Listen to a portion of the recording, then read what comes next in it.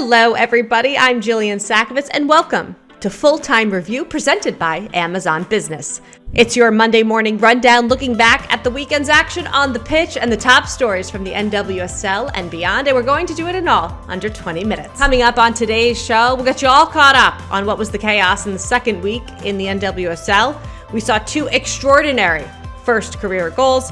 We'll talk about the latest on Trinity Rodman's contract situation with Emily Olsen, and then we'll head over to Europe. We'll look at some history made in Spain, another City-Chelsea clash in England, and a heat check in Mexico City. Let's get into it. The big stories in NWSL action are there are two perfect teams that remain. That is the Orlando Pride and the KC Current remain at the top of the table. The Orlando Pride, Seb Hines' team eased past Gotham City 2-0 in New Jersey. Back-to-back shutouts and an unchanged starting 11. The only team yet to give up a goal in NWSL action, the Orlando Pride, really look like a force to be reckoned with. The KC Current continuing to hold it down as they do so this time at a sold-out Rowdy Audi, a home opener record for the Washington Spirit that despite the loss saw 19,254 people at a match that also saw Temwa Chawinga get on the score sheet. This weekend, there were two extraordinary goals that we have to talk about.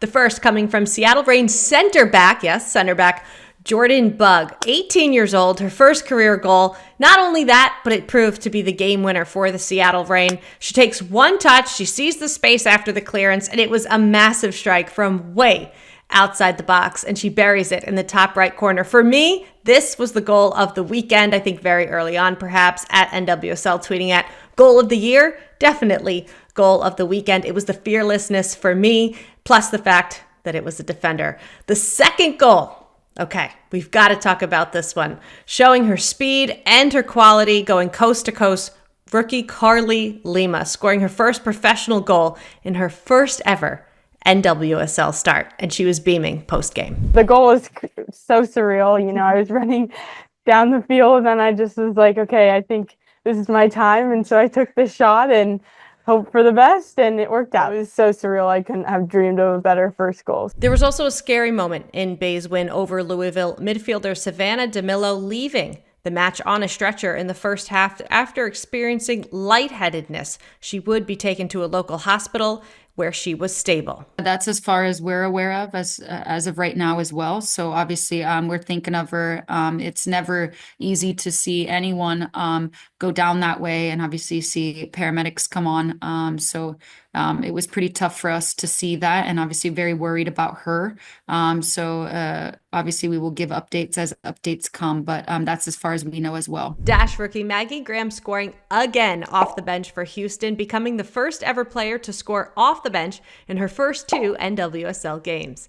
The Dash's 2-1 comeback victory over the Stars was the first career win for their new head coach, Fabrice Gatrout. To the West Coast we go. Gia Corley starring with a goal and an assist in the San Diego Waves 3-2 win. The 3 points marking the first win for head coach Jonas Eidevall. We may only be 2 weeks into the NWSL season, but what a weekend it was for the young and new talent who could really put their stamp on this NWSL season, where the offseason chatter really was around the idea of some players heading to Europe, a year where we do no longer see Alex Morgan, who retired at the end of last season. It's an exciting mark, and while it could just be a one-off, it's nice to see the young talent making the headlines this weekend. Of note this weekend, Spirit owner Michelle Kang saying keeping 22-year-old MVP candidate Trinity Rodman in NWSL is important not only for the team, but for the league. For more on that, we bring in the head of global women's soccer at The Athletic, Emily Olsen. Hi, Emily.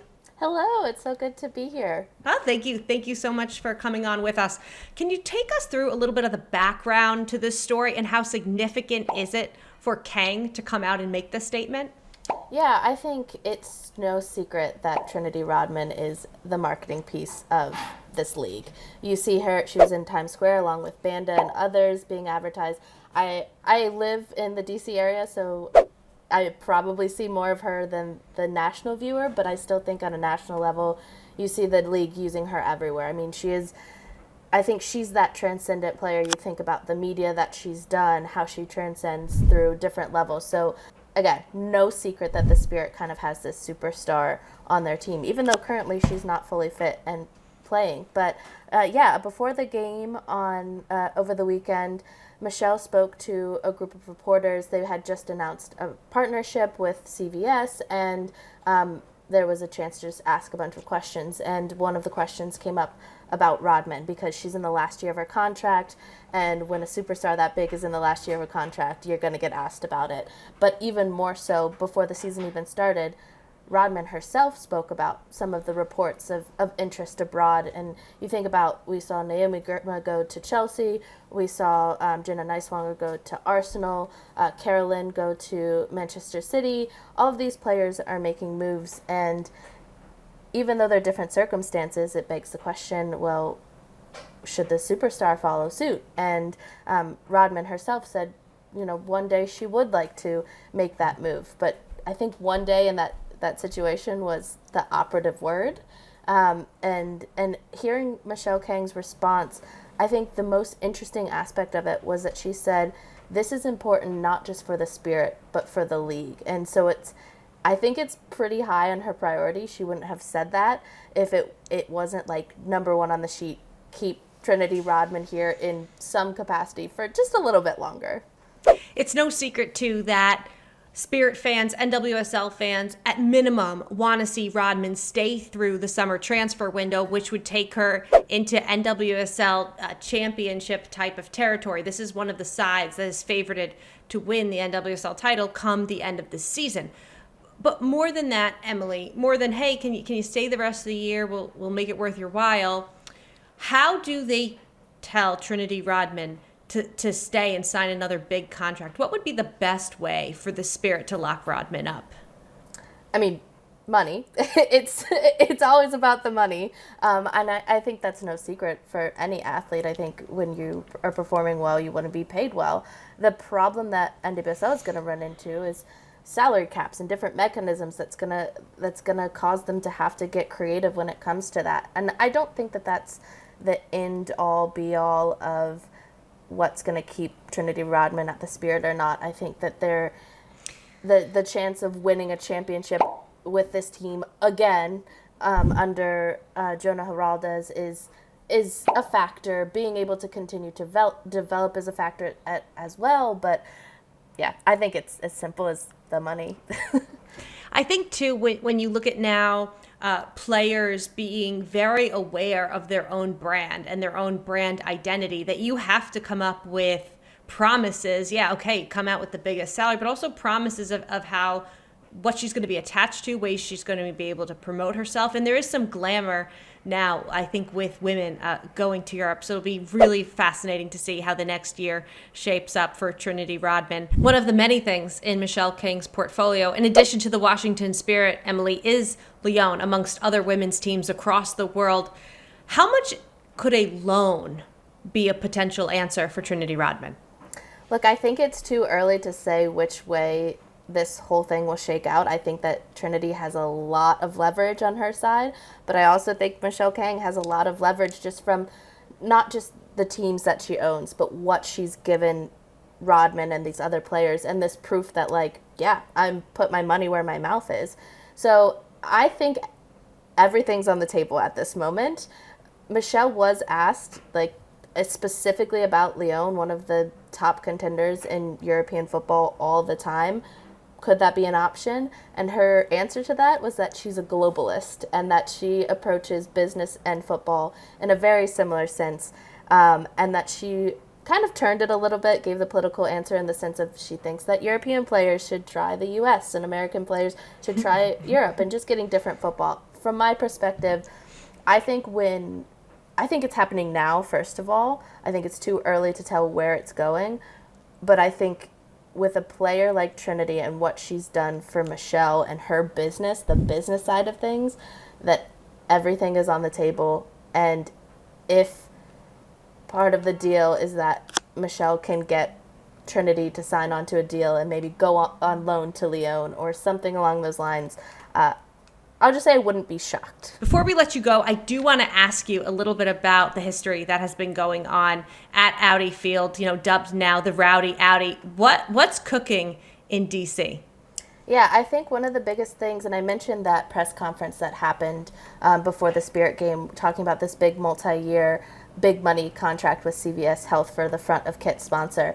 And in that press conference, it was Andy Sullivan, the captain. She's currently out, both with an injury and she's expecting her first baby, Michelle Kang, and the CVS representative. And one of the questions asked was about what this team went through in 2021 and 2022, where the players themselves had asked for Michelle to take over because the previous owner and ownership had let them down, both, from having a coach that had allegedly verbally abused them, emotionally abused them, having just not the resources. Like, I have covered this team for nearly a decade now, and I can remember covering them at a place called the Soccerplex, which is in about 45 minutes to an hour outside of DC.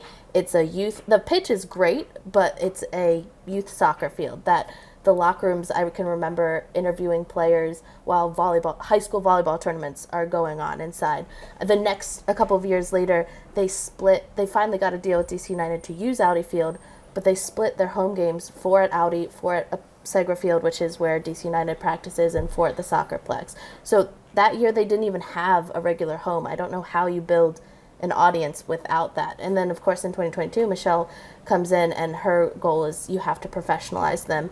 And ever since, they've been using Audi Field as their home, and the numbers have followed. I mean, they had a record on over the weekend of the most people at a home opener with just over 19,200 some. But that's not the most they've had at Audi Field. And they continue to regularly fill it up. So I think what you're seeing is basically the fact that investment and putting effort on the back end of things really helps professionalize this game and encourage people to go there. And sitting there, it's one of those moments where, like, they have done this time and time again over the last 3 years. But when I and then obviously there's a pandemic that came as well, but like, I think about the last 10 years as a whole, and it's like both feels like it was forever ago and yesterday that they were playing in front of 1,000 to 2,000 people. Emily, thanks so much. Elsewhere in the world, history in Spain as Real Madrid snaps an 18-match losing streak to Barcelona, a record that goes all the way back to 2020 when Real Madrid's women's team was founded. Barcelona suffering just their second loss of the season. It's the first time they've lost 2 matches in Liga F since the 2018-2019 season.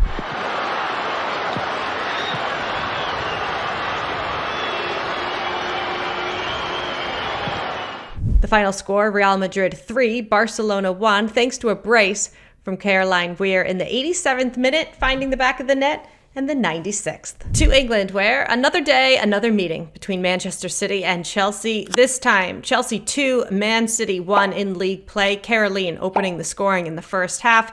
Agnes Beever-Jones leveling things up, and after the break, it was Erin Cuthbert with a game winner in stoppage time. These two will meet for a 4th and final time Thursday night at Stamford Bridge in West London for the second leg of the Champions League quarterfinals. Finishing up in Mexico, Club America going top of the table in Liga MX Femenil with a 2-1 comeback victory over Tigres in front of 32,000 in Mexico City.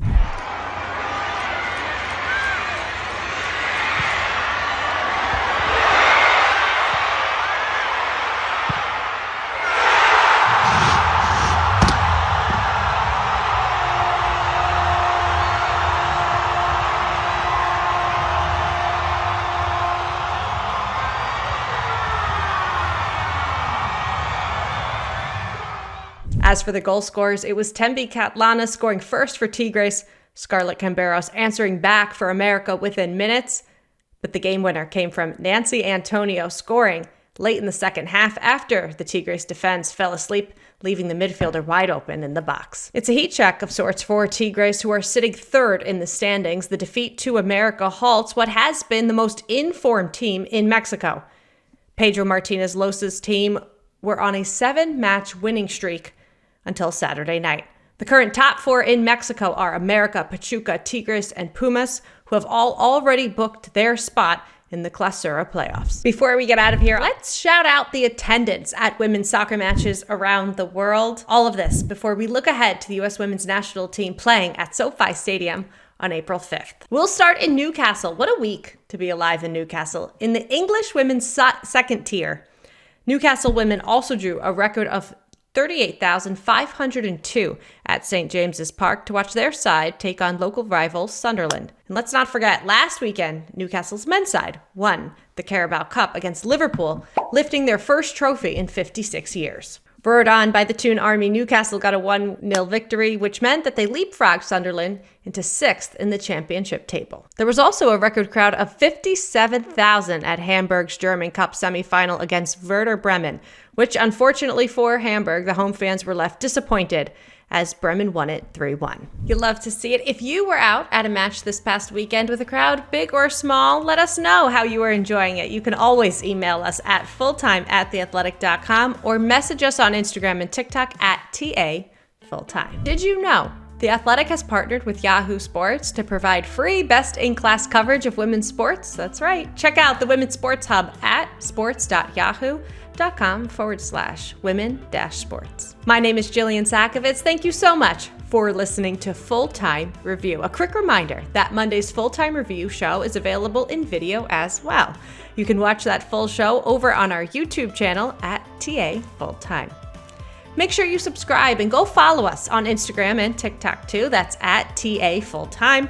And this wonderful podcast does not happen without our wonderful crew. Podcast producer, Theo Lloyd Hughes, video producer, Leah Griffin, and our executive producer, Emily Olsen. Thank you so much for listening. The great Meg Linehan will be back with our weekly flagship full-time show on Wednesday. Then I'll be back with your recap of the midweek Champions League matches and a weekend NWSL primer on Full Time Focus, which will be hitting your feeds the first thing on Friday morning. We'll see you then.